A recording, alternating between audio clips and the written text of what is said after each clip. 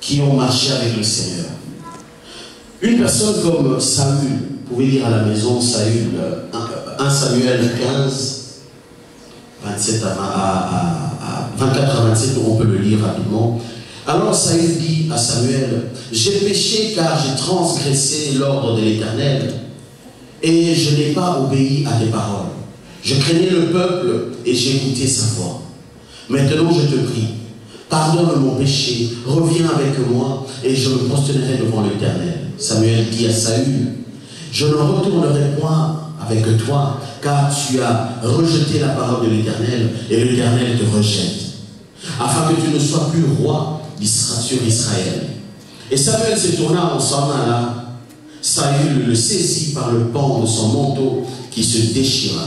Et Samuel lui dit, l'Éternel déchire aujourd'hui de dessus de toi ta royauté, il la donne à un autre qui est meilleur que toi. Amen. Saül sont le narcotique de ce que moi j'appelle le virus des présidents africains. Amen. C'est des gens qui commencent bien, qui terminent très souvent mal. Amen. Il y en a même certains, un père de notre pays, qu'on l'a appelé, on l'avait surnommé Seko. Donc, vie éternellement. Amen. Lui n'avait pas de fin, mais on a connu sa fin. Amen. Un autre est venu, on l'a appelé Mosée le libérateur. On a connu sa fin. Un autre qui vit encore maintenant, on connaîtra sa fin. Un autre qui est actuellement doit décider de sa fin. Amen. Bien aimé dans le Seigneur. C'est la même chose que cet homme. Cet homme, Saül, choisi par Dieu pour devenir le premier roi d'Israël. Amen. Dieu l'a doté de toutes les capacités. Mais cet homme, en grandissant, il avait deux démons. Le démon de la peur et le démon de l'orgueil. Amen. Aussi petit qu'il était, quand il commençait à gouverner devant les hommes, il a commencé à être enflé d'orgueil. Amen.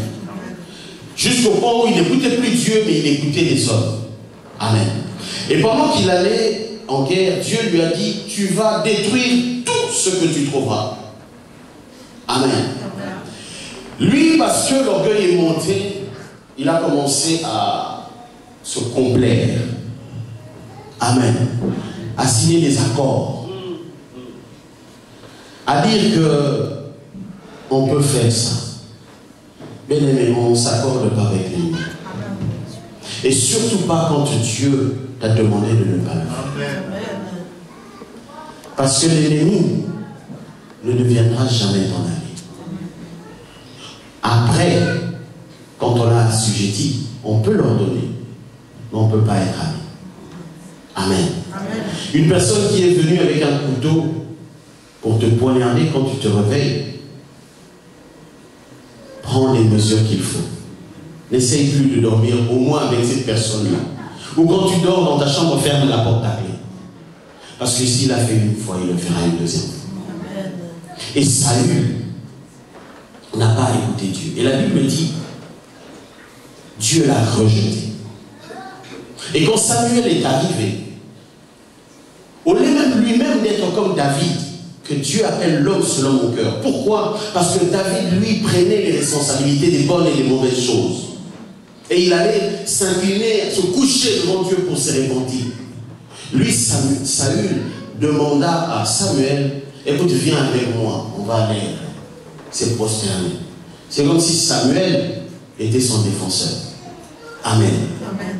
Dieu l'avait rejeté.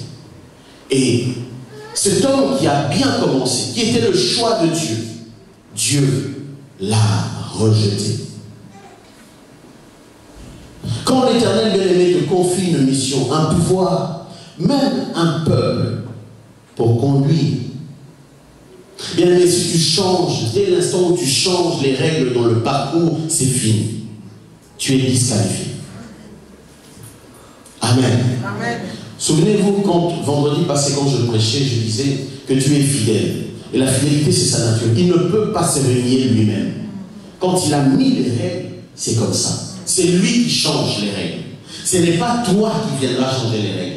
Tu changes les règles au parcours, c'est fini, tu es disqualifié. Saül a changé les règles et il était disqualifié. Un deuxième, on a fait l'Ancien Testament, le Nouveau Testament. Judas. Amen. Bien aimé, imaginons comme on est ici, que Dieu dise, je choisis 12 personnes pour commencer une nouvelle mission. Et que tu sois parmi les 12. Est-ce que tu imagines l'honneur, la grâce d'être parmi ces 12? Mais Judas était parmi les 12 disciples de Jésus. Si tu lis Jean 12, 3 à 6, la Bible dit, Marie ayant pris un livret d'un parfum de nard, pur, grand prix, oignit les pieds de Jésus, et elle lui essuya les pieds avec ses cheveux, et la maison fut remplie de l'odeur de parfum. Un des disciples, Judas Iscariote, fils de Simon, celui qui devait le livrer, dit, pourquoi n'a-t-on pas vendu ce parfum 300 deniers pour les donner aux pauvres? Écoutez ce que dit le verset 6. Il disait cela, non qu'il se mit en peine des pauvres, mais parce qu'il était voleur. Et que, tenant la bourse, il prenait ce qu'on y trouve, on y mettait dedans. Amen. Il fait semblant de dire, mais on peut donner l'argent aux pauvres, mon yibi. Amen. Attention aux gens qui donnent l'apparence de piété. Amen. Judas venait avec cette apparence de piété, mais vendons-le et donnons aux pauvres, voleurs. Si Judas avait traité son cas pendant son parcours, il n'aurait pas terminé avec la corde au cou. Amen. Lui qui était sélectionné parmi les 12 hommes qui ont fait que toi et moi aujourd'hui nous avons l'évangile, il a fini la corde au cou. Bien aimé, vaut mieux la fin d'une chose que son commencement. Amen. Je vais vous raconter encore 2 personnes et puis nous allons nous mettre à prier. Élie. Ceux qui peuvent lire à la maison 2 Rois 2, de 1 à 14, je lis juste le verset 11. La Bible dit, comme il continuait à marcher en parlant, voici un char de feu et des chevaux de feu les séparèrent l'un de l'autre, et Élie monta au ciel dans un tourbillon. Amen. Bien aimé, c'était l'enlèvement de Élie. Amen. Élie était là avec son disciple en train de marcher. Et Dieu l'a enlevé. Un autre encore, Enoch. La Bible dit que cet homme a vécu 365 ans. Genèse 5, 23, 24. Enoch marcha avec Dieu et il ne fut parce que Dieu, et il ne le fut plus parce que Dieu le prit. Amen. Bien aimé. Vous savez, Dieu a dit une chose, que ceux qui vont persévérer jusqu'à la fin ne connaîtront pas la mort. Amen. Élie, Enoch, notre Seigneur Jésus-Christ nous ont montré l'exemple de comment nous allons être enlevés.